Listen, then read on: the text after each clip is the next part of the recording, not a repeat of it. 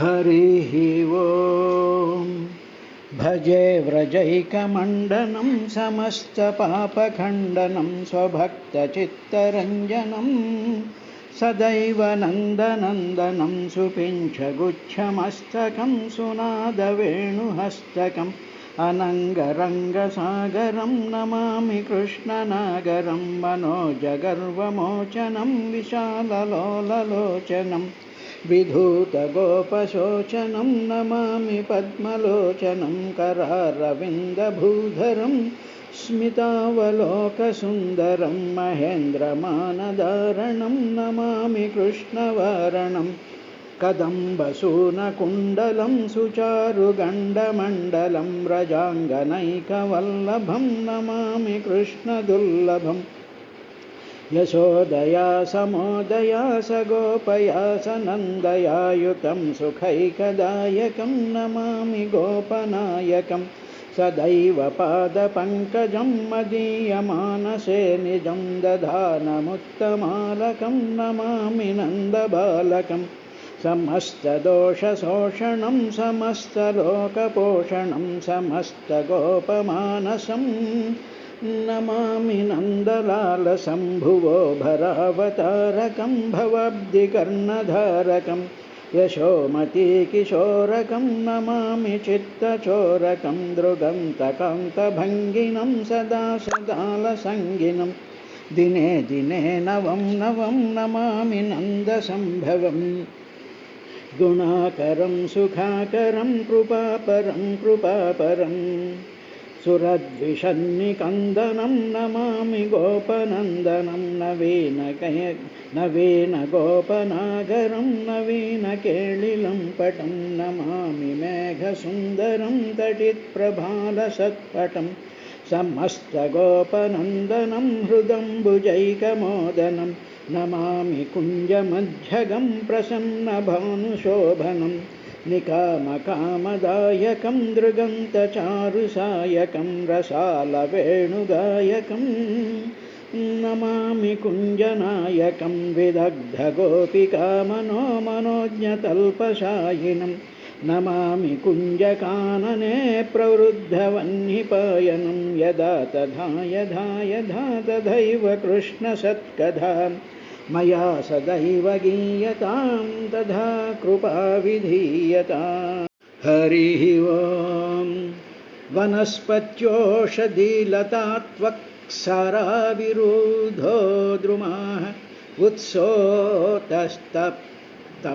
प्राया अन्तःस्पर्शाविशेषिणः तिरश्चामष्टमः सर्गो सोऽष्टाविंशद्विधो मतः अविदो भूरितमसो घ्राणज्ञारुजवेदिनः गौरजो महिषः कृष्णसुकरो गवयोरुरुः द्विषफाः पशवश्चेमे अविरुष्टश्च सत्तमा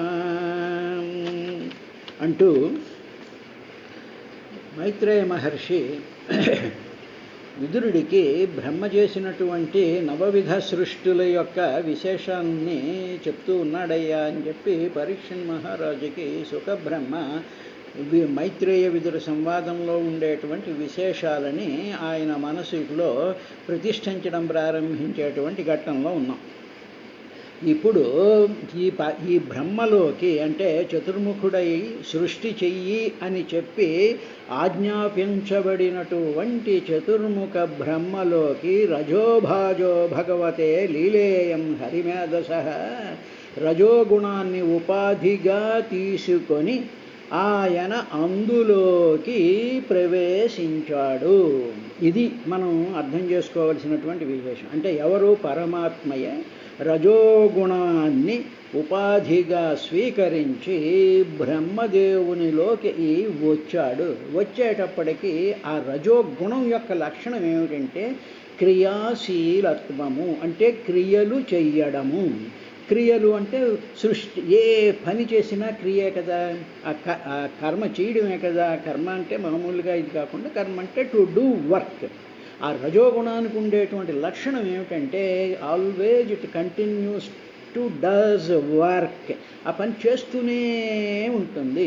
ఉదాహరణకి కనురెప్పలు ఉన్నాయనుకోండి, ఆ కనురెప్పలు అలా కొట్టుకుంటూనే ఉంటాయి, గుండె అలా కొట్టుకుంటూనే ఉంటుంది, ప్రాణం అలా కదులుతూనే ఉంటుంది, రక్తం అలా ప్రవహిస్తూనే ఉంటుంది, ఇలాగ మనసు ఆలోచనలు చేస్తూనే ఉంటుంది, ఇంద్రియాలు అన్నిటి మీద వెళ్ళి పడిపోతూనే ఉంటాయి. ఈ విధంగా క్రియాశీలమైనటువంటి పంచభూతాత్మకమైనటువంటి ఈ శరీరాలలోకి ఈ రజోగుణం క్రియాశీలత్వమైనటువంటి దానిని ప్రవేశపెట్టడం జరిగింది. కాబట్టి ప్రకృతి అంతా కూడా గుణ సమన్వితము అంటారు. ప్రకృతి మాయాశక్తి, మాయాశక్తిలో సత్వరజస్తమో గుణాలు ఉన్నాయి. అందులో రజోగుణం ఏమిటంటే కదలిక.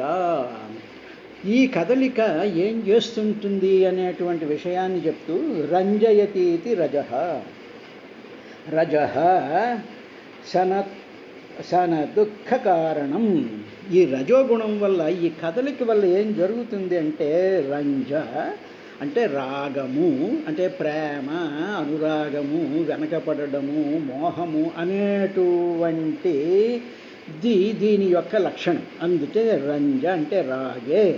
దీని చేత ఈ గుణం, దీనికి ఉండేటువంటి ప్రాపర్టీ కదలడమే కాకుండా కదిలి ఇష్టము అయిష్టము అనేటువంటి భావాలను కలుగజేసేటువంటి ప్రకృతి యొక్క లక్షణం ఏమున్నదో దాన్ని రజోగుణము అంటారు.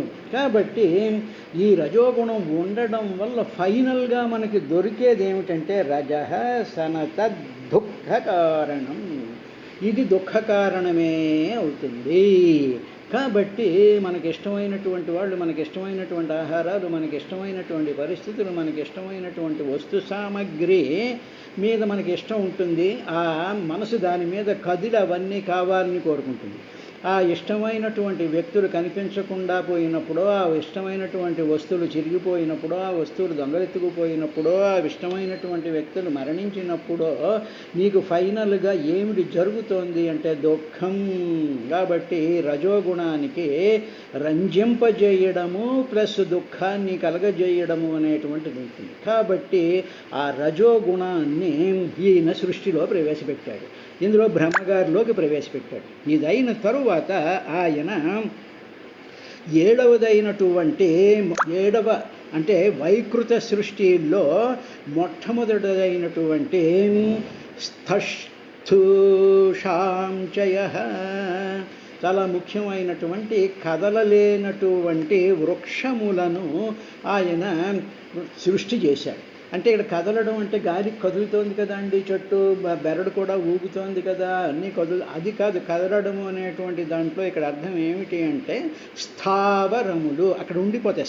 అంటే నిలకడగా ఉండిపోయేటువంటివి, అంటే జంతువుల్లాగా, పక్షుల్లాగా, మానవుల్లాగా పాదాలతో నడిచేటువంటివి కావు. అటువంటివి ఎన్ని రకాలైనటువంటి ఉన్నాయి అనేటువంటి విషయాన్ని చెప్తూ వనస్పత్యోషధి లతా స్వాక్షారా విరుధో ద్రుమాః ఉత్సోత స్తమః ప్రాయ అంతఃస్పర్శా విశేషణ. నేను చూశాంగా ఈ ముఖ్య సర్గంలో ఇది చాలా ముఖ్యమైనటువంటిది. ఎందుకు అంటే ఈ వృక్షజాతులు పుట్టిన తర్వాత మాత్రమే 9వ సృష్టిలో మానవుడు వచ్చాడు. ఎందుకంటే వృక్షాలు ఈ తర్వాత ఈ ఫానా అండ్ ఫ్లోరా ఉండడం వల్ల ఆక్సిజన్ రిలీజ్ అవుతుంది. కాబట్టి ప్రాణవాయువుని రిలీజ్ చేసేటువంటి లక్షణము కలిగినటువంటి వృక్షాలు. కాబట్టి ఆ ప్రాణవాయువు ఉంటేనే కానీ మానవులు కానీ జీవులు కానీ జీవించలేరు. కాబట్టి ఇది 7వ సర్గలో చాలా ప్రధానమైనటువంటి సర్గ అంటే సృష్టి అని అర్థం. అందులో ఏమిటి ఉన్నాయి అంటే అందులో ముఖ్యమైనటువంటి వనస్పతులు అంటే ఏమిటి అంటే పువ్వు లేకుండానే, పువ్వు కింద పువ్వు ఉండదు, దానికి ఫలాలు వచ్చేస్తూ ఉంటాయి. ఉదాహరణకి రావి చెట్టు, ఆ రావి చెట్టు ఫలం వస్తుంది తప్ప ముందు పువ్వు పూసి అది మళ్ళీ మార్పు చెంది ఫలం కింద రావడం అనేటువంటి కాకుండా అలాగా ఉండేటువంటి దాన్ని వనస్పతి అంటారు. తరువాత వనస్పతి ఓషధులు అంటే ఏమిటన్నమాట, ఈ ఫలాలన్నీ కూడా ఏమిటి జరుగుతాయి అంటే అవన్నీ కూడా పక్వానికి వచ్చేసి ఆ తరువాత ఆ చెట్టు నశించిపోతూ ఉంటుంది. కాబట్టి ఓషధీయుక్తమైనటువంటిది ఏంటంటే ఫలం ఇచ్చేసిన తర్వాత ఇంకా అది పనికి రాకుండా అయిపోతుంది అన్నమాట.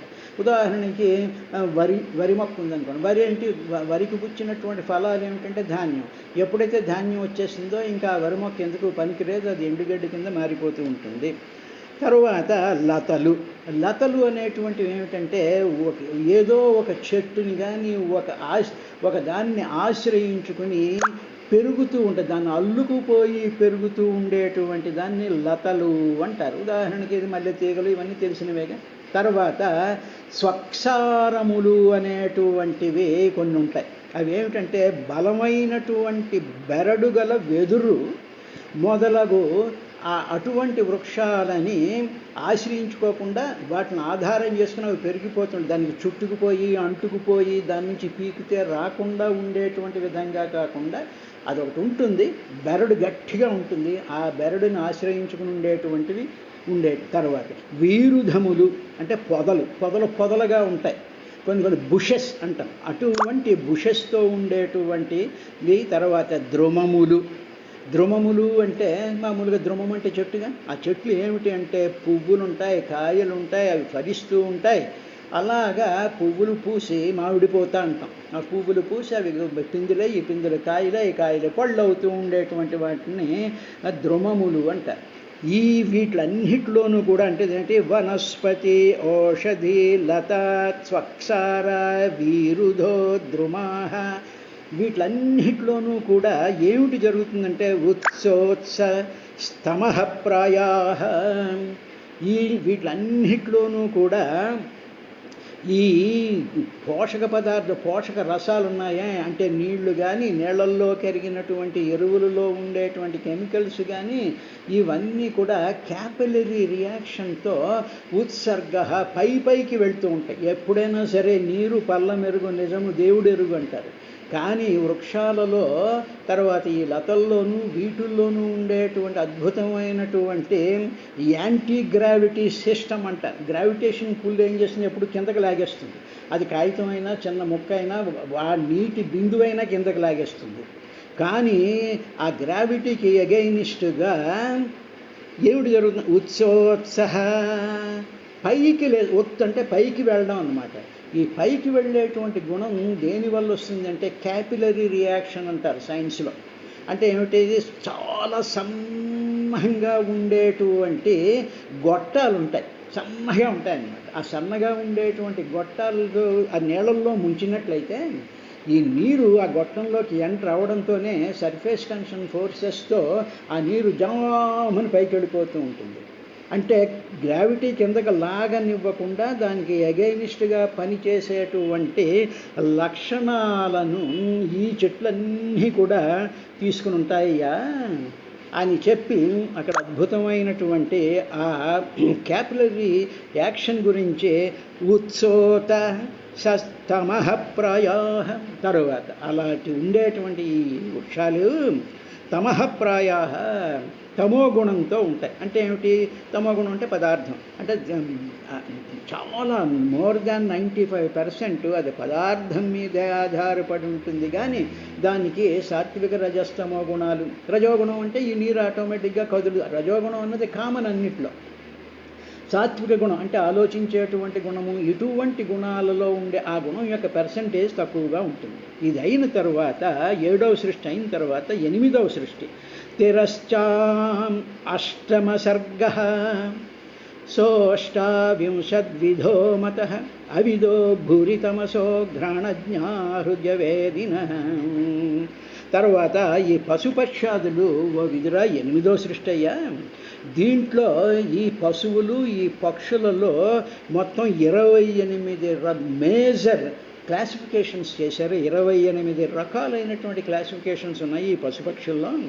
తర్వాత ఈ పశువుల్లో కానీ ఈ పక్షుల్లో కానీ తమో గుణం అధికంగా ఉంటుంది. సత్వరజస్తమగా ఉంటే చాలా లెస్ పర్సంటేజ్లో ఉంటాయి, కానీ తమో గుణం అధికంగా ఉంటుంది. ఉన్న తర్వాత ఈ పశుపక్షాదులకి కాలం యొక్క అనుభవం ఉండదు. They will not feel the experience of time. వాళ్ళకి చాలా తక్కువగా ఉంటుంది.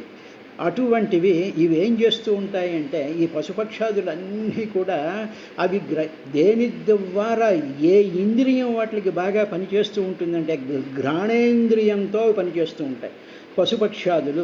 ఉదాహరణకి చీమ ఉందనుకోండి, ఎక్కడో ఒక పంచదార ఉంటుంది, పంచదార పలుకు. ఆ చీమకి కళ్ళు అనేటువంటివి ఉండవు, కానీ దానికి ఉండేటువంటి ముక్కు ద్వారా ఆ పంచదార అణువు మీద నుంచి వస్తూ ఉండేటువంటి ఆ గంధాన్ని ఇది ముక్కు ద్వారా గ్రహించి గబ గబ గబ గబ వెళ్ళి ఆ డైరెక్షన్ని పట్టుకుని అక్కడికి వెళ్ళి ఆ పంచదార పలుకుని తీసుకుంటూ ఉంటుంది. అలాగే దోమ ఉందనుకోండి, ఆ మనిషి ఉంటాడు, ఇక్కడ వీడు మనిషి ఉన్నాడనేది చూసి వీడి పేరు రామారావు వీడిని వచ్చి కొడదామని అనుకోదు. ఈ శరీరంలో నుంచి వచ్చేటువంటి రక్తము యొక్క వాసనలను అది గ్రహించగలదు, మానవుడు మాత్రం గ్రహించలేడు. కాబట్టి అక్కడ మానవుడు ఉన్నాడు అనేటువంటి దానిని ఆ గ్రహణేంద్రియంతో గ్రహిస్తూ ఉంటాయి. అదేవిధంగా ఈ పశువులు కానీ ఈ పక్షులు కానీ ఇవన్నీ కూడా వాటికి బాగా బుద్ధిలో ఏ బుద్ధి ప్రామినెంట్గా ఉంటుంది అంటే వాటి బుద్ధి గ్రాణజ్ఞాహ, గ్రాణముల యొక్క గ్రహణము అంటే వాసన దానితో ఉంటుంది. తరువాత హృదయవేదిన, బుద్ధి అందలి సుఖము అవి వాటికి తెలియవు. అంటే ఏమిటనమాట, హృది బుద్ధి యందు అవేదిన, అవి విచారించేటువంటి శక్తి లేదు. వాటికి ఒక బుద్ధి ఉండడం, అయ్యో ఈ పంచదార పలుకు దగ్గరికి వెళుతూ ఉంటే అది ఎవరైనా తుడిచేస్తారేమో, లేకపోతే అది నాకే కావాలి అనేటువంటి ఆ బుద్ధి దానికి పనిచేయదు. ఇలా దోమ వచ్చి కుడుతుంది, అయ్యో కుడితే నన్ను ఠాప్మని చేతితో కొట్టేసి నన్ను చంపేస్తాడేమో అనేటువంటి హృదయంలో ఉండేటువంటి ఆ జ్ఞాన బుద్ధి ఈ పశుపక్షాదులకి చాలా తక్కువగా ఉంటుంది. ఉండడం ఉంటుంది కానీ ఆ శక్తి తక్కువగా ఉంటుంది. ఇటువంటి పక్షాదులన్నీ ఏమిటున్నాయి అంటే ఇది తిరశ్చాహ అష్టమ సర్గ, తిరశ్చాహ అంటే పశుపక్షాదులు, సర్గ అది అష్టమ ఎనిమిదవది, సహ అది అష్టావింశద్విధ 28 రకాలు. వింశ అంటే 20, అష్ట అంటే 8, 28 రకాలుగా ఉంటుందయ్యా. అవి అవిధ, విధ అంటే తెలుసుకునేటువంటి లక్షణం వాటికి ఉండదు.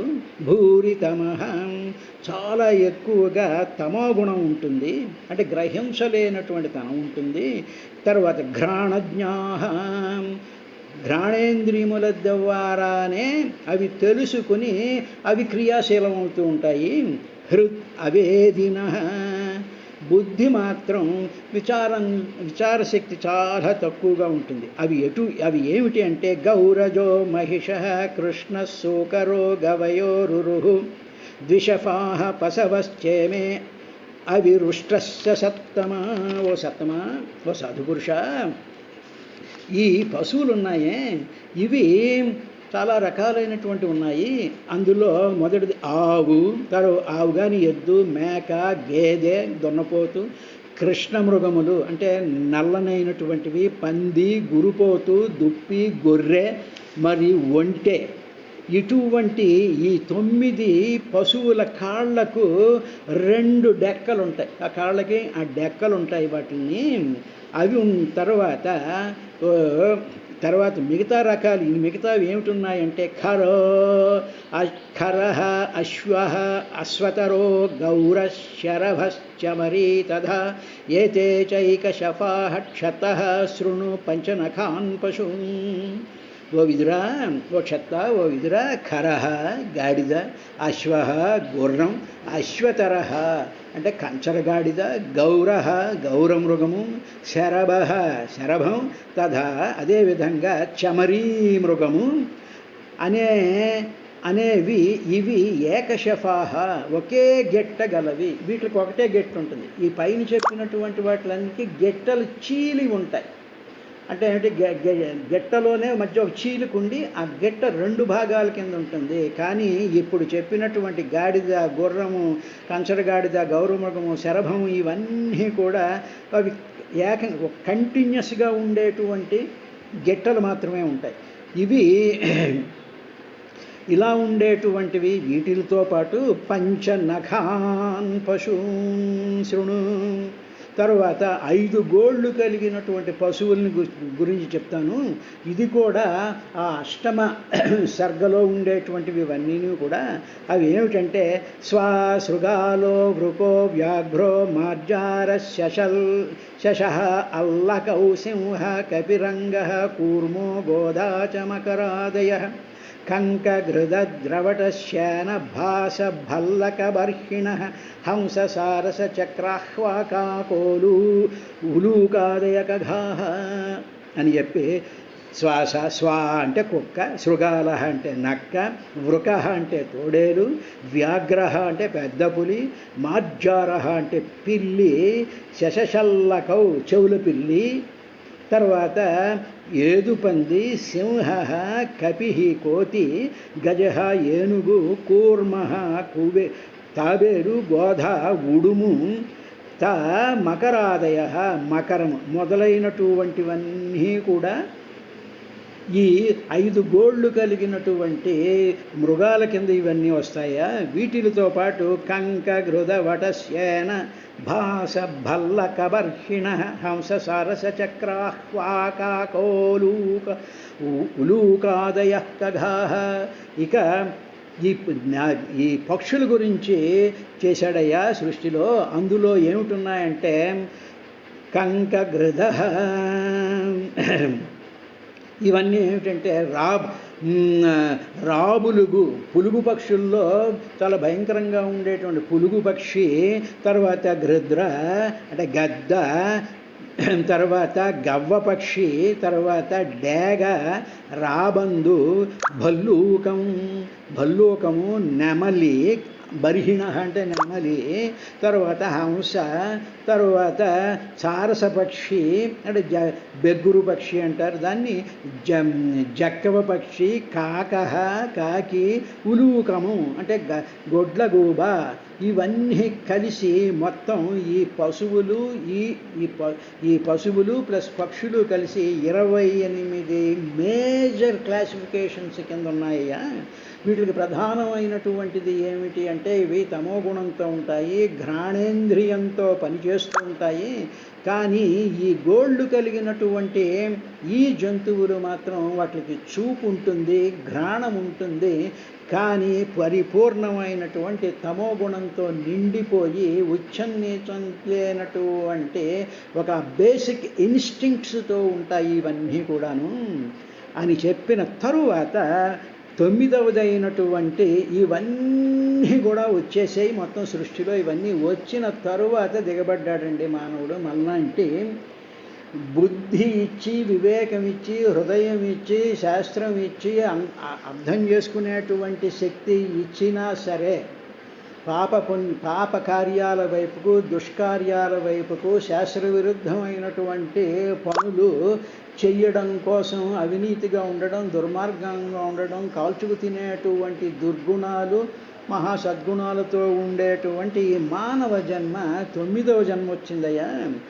వీళ్ళలో ఈ మానవ జన్మలో ఉండేటువంటి ప్రధానమైనటువంటి విషయం ఏమిటో చెప్తాను విను అని చెప్పి, ఆర్వాక్షోతస్తు నవమః క్షత్త ఏకవిధో నృణాం రజోధికా కర్మపరా దుఃఖే చ సుఖమానినః. వీళ్ళు చాలా గొప్పవాళ్ళయ్యా వీళ్ళు. ఓ విదురా, ఈ మానవ సృష్టి జరిగిందే అంటే 2 కాళ్ళు 2 చేతులు ఇలా ఉండేటువంటి ఈ మానవ సృష్టిలో ప్రధానమైనటువంటి విషయం ఏమిటంటే వీళ్ళు తినేటువంటి ఆహారం పైనుంచి కిందకి వెళ్తుంది. కానీ చెట్లు చూసినట్లయితే చెట్లు తినేటువంటి ఆహారం కానీ, చెట్లు పీల్చేటువంటి నీరు కానీ కింద నుంచి పైకి వెళ్తుంది. మానవులకి మాత్రం పైనుంచి కిందకు వస్తుంది. అందువల్ల కింద నుంచి పైకి వెళ్ళేటువంటి చెట్లు ఏం చేస్తాయంటే నీడిస్తాయి, పళ్ళు ఇస్తాయి, కాయలు ఇస్తాయి, పువ్వులు ఇస్తాయి, ఆహ్లాదాన్ని ఇస్తాయి, చల్లదనాన్ని ఇస్తాయి. కానీ ఆహారం పైనుంచి వేసి లోపలికి వేసి మింగు తినేటువంటి వాడు దుర్మార్గం చేస్తాడు, అవినీతి చేస్తాడు, తర్వాత రాగద్వేషాలతో పడి కొట్టుకుంటూ ఉంటాడు, అన్నీ పనికిరానటువంటి పనులు చేస్తూ ఉండేటువంటి వాడు మానవుడు. అది డిఫరెన్స్, ప్రధానమైనటువంటి డిఫరెన్స్ అది.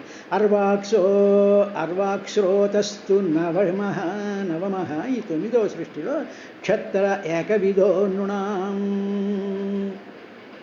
ఏకవిధ ఒకే విధంగా తర్వాత వీళ్ళందరూ ఒకే విధంగా ఉంటారు. ఈ మానవులందరూ కూడా మిగతా వాటిల్లో రూపాల్లో తేడాలు ఉంటాయి, కానీ ఈ మానవులు బాహ్యమైనటువంటి రూపాలు కాదు, ఒకే విధంగా ఉండేటువంటి 9వ సృష్టి ఇది. వీళ్ళలో ఏమున్నాయంటే రజోధికా, రజోగుణం ఎక్కువగా ఉంటుంది. అంటే ఏమిటనమాట, రంజరాగే, ఆ రజోగుణంతో రకరకాలైనటువంటి కర్మలు చేస్తూ నిరంతరము మనసు చెలిస్తూ ఉంటుంది, హృదయం చెలిస్తూ ఉంటుంది, ఇంద్రియాలు చెలిస్తూ ఉంటాయి. ఏ పని చేయకూడదో, ఏ పని చెయ్యాలో, ఇదా అదా అనేటువంటిది లేకుండా బుద్ధికి ఏమి తోస్తే అది ఇమ్మీడియట్గా చేసేసేటువంటి కర్మపరాహ. ఈ కర్మపరులు అయిపోయి ఉంటారు. ఈ కర్మల వల్ల వాళ్ళకి ఫైనల్గా ఏమిటి మిగులు, దుఃఖేచ,